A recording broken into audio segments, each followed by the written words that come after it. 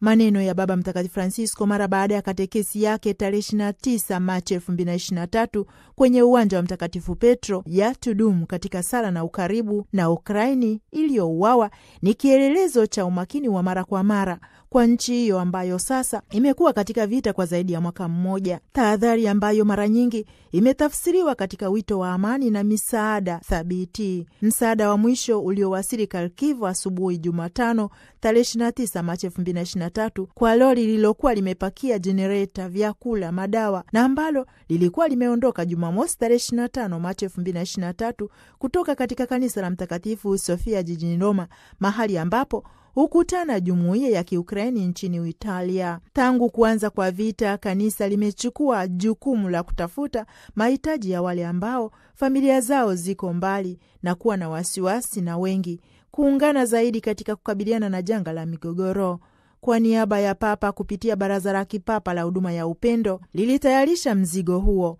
Kwa hiyo mwenyekiti wa baraza hilo la kipapa Kardinali Konrad Krajewski alipenda kuwashukuru madereva wote ambao kwa ujasiri wakipinga shida walifanikiwa kuingia nchini Ukraini na hivyo kufikisha mzigo huo, dhamira ya kutekelezwa kwa busara na umakini, kwa sababu alisema Kardinali Krajewski, vita havijaisha na hivyo mambo yanaendelea, mabomu na kupigana. Na ni baada tu ya msafara huo kufika ndipo aliweza kuelezea jambo hilo, na lazima waendelee kujitolea na kuiombea nchi ya Ukraini inayoteswa.